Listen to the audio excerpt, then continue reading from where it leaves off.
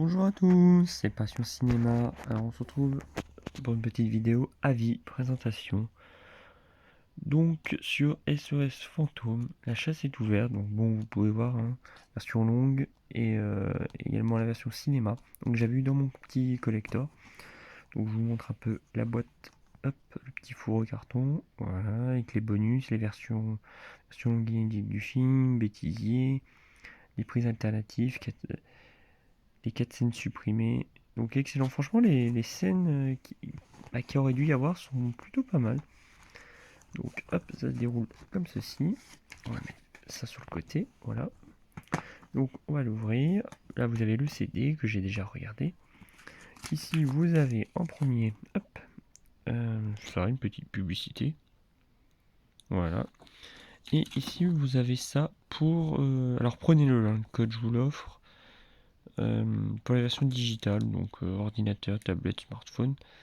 Quoique je crois qu'il doit plus être bon 31 décembre pour activer l'offre. Donc je sais pas, allez-y, peut-être que c'est encore valable. Mais voilà, je vous l'offre si vous le voulez. Hop, hop, hop, hop. Alors que dire de ce film? Bah, clairement, il y a un bon petit casting quand même. Ah, j'ai une tache blanche, voilà. Un petit casting plutôt intéressant au niveau de ce film-là. On a 4 actrices qui jouent leur taf, quoi, qui font leur rôle. Elles font ce qu'on leur demande. Bah, on a l'acteur qui est marqué là. C'est celui qui fait Chris H, ce sera plus simple. Celui qui fait Thor, tout simplement. Alors, qu'est-ce que je peux dire de ce film? Bah, honnêtement, il est plutôt pas mal quand même. Alors, moi j'avais vu ce film-là, on me l'avait passé au début.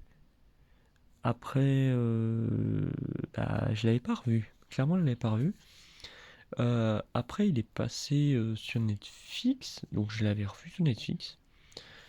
Et après, je m'étais fait le 1 et le 2 et je m'étais refait celui-là au moment où j'ai acheté mon collector.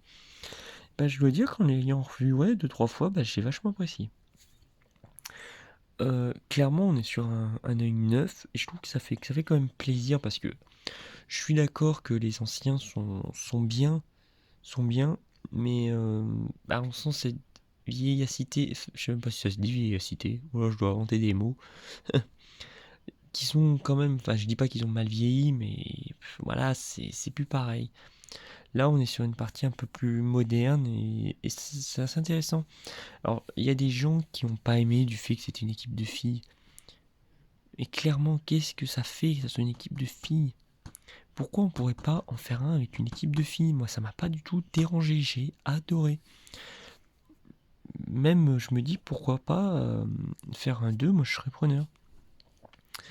Voilà. Une équipe de filles, ouais, moi je suis d'accord. Ça change du rôle de toujours voir une fille dans le cinéma, dans un bureau, ou alors agressée, ou dans un second rôle. Là, non, c'est vraiment des femmes qui sont en avant. J'ai beaucoup apprécié ça et je trouve qu'on n'a pas assez de ce genre de film. Je sais qu'il y a des gens pour qui c'est trop SOS Fantôme, Harley Quinn et d'autres films. Mais non, moi je suis d'accord que il faut que les femmes prennent plus de place dans le cinéma. Et là clairement, c'est un groupe qui fonctionne, c'est une équipe qui marche. Voilà, c'est clairement moi ça m'a pas du tout, mais alors pas du tout dérangé, clairement pas. Vous avez le nom des actrices derrière, ici, je vous laisse regarder. Puis on a le petit passage de Bill Murray qui a vraiment un petit rôle dedans, mais c'est vachement sympa de le revoir également dedans. Le petit clin d'œil à l'ancienne au 1 et au 2. Alors bien sûr qu'on a des choses qui sont similaires au 1 et au 2, comme le bouffe-tout là, le petit fantôme vert. Mais ça c'est normal, c'est le personnage phare des SOS Fantômes. Donc c'est tout à fait normal qu'on le retrouve dedans. Comme on a la scène où il y a l'espèce de bonhomme tout blanc, ça nous fait penser à plein de trucs, mais c'est normal aussi. Il faut qu'il y ait des références dans les films, je trouve ça plutôt sympa. Moi j'aime bien beaucoup quand il y a des références. Et là, clairement, avec les femmes, j'ai beaucoup adoré. Donc, faut arrêter des fois ce cliché de femmes qui. Il y a trop de films comme ça. Non, je trouve que même justement, il n'y en a pas assez. Moi, j'ai vachement adoré. Limite, maintenant, l'ayant revu, j'aurais une préférence pour celui-ci si je devais classer les trois, quoi. Ouais, clairement, je mettrais celui-là en numéro un. Ouais, ouais. Ouais, ouais, je le placerai numéro un. Et le 1 et le 2, ben, le 1 en deuxième, le deuxième en troisième, quoi. Ouais, je pense que je les classerai.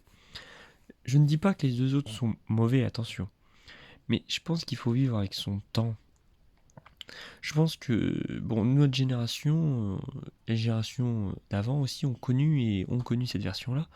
Mais la génération future qui va arriver, bah, ne connaîtront peut-être pas la version avec Bill Murray, le 1 et le 2. Ils connaîtront peut-être SOS Fantôme avec cette version-là. Et c'est peut-être avec la génération qui arrive qu'ils vont découvrir SOS Fantôme, la licence SOS Fantôme, et qui vont apprécier, qu'il y aura peut-être une suite ou autre. Je sais pas. Mais il faut laisser la chance parfois au cinéma. Ce n'est pas marqué que c'est le même. La chasse est ouverte, on part vraiment sur un autre truc, un truc tout nouveau. Donc voilà, on part sur du paranormal tout nouveau, avec deux personnes qui croient au paranormal. Dedans, voilà, je vous spoil pas le film, mais vous irez voir. Clairement, moi j'ai vachement apprécié le film, donc clairement allez-y. Laissez une chance au film, je pense que visionnez-le une deuxième fois. Moi la première fois j'ai dit ouais c'est pas mal, ça change. Et comme je vous ai dit, l'ayant revu une deuxième fois sur Netflix, j'ai dit ouais j'aime beaucoup, j'aime beaucoup. J'ai laissé un peu de temps après, et puis je vous ai dit je me refait le 1, le 2. Et quand j'avais acheté le collector que je vous avais présenté sur la chaîne, ben finalement je l'apprécie beaucoup l'ayant revu, surtout la version longue, et qui permet vraiment de voir des scènes qu'on voit pas, clairement. Hein. Tu vois, je vous rappelle que vous avez quand même le, les prises alternatives, les 4 scènes supprimées, et bah clairement ça offre des scènes qu'on aurait pu voir dans les trucs et qu'on aurait pu voir quoi. Mais la version longue est excellente. Je veux dire, je crois même que nous avons la durée, il me semble, derrière. Je sais plus, j'avais vu ça quelque part. Là. Master, haute définition, version longue durée approximativement 2h14, version cinéma approximativement 1h56. Vous vous rendez compte qu'avec la version longue, vous avez plus de scènes du film et c'est vachement important. Les versions longues, c'est généralement ce qui offre le meilleur plaisir du cinéma. Et je voulais vraiment me le faire en version longue dans le collector, donc j'ai eu l'occasion, donc ça a été excellent. Donc franchement, moi je vous conseille, laissez une chance à ce film-là, revisionnez-le, peut-être revisionner le 1 et visionner celui-ci, mais voilà. Il faut lui laisser une chance, clairement. Comme je dis, on voit pas assez de groupes de filles au cinéma. Petit clin d'œil, petit coup de gueule. Dans Endgame, on voit une équipe de filles à la fin et je m'attendais vraiment à ce que cette année ou l'année prochaine, on nous annonce un film Marvel avec toutes les femmes Marvel, mais évidemment, ça se fait pas. Voilà. Écoutez, ils ont l'air d'être un petit peu macho chez Marvel, mais enfin bon. C'était Passion Cinéma, à la prochaine.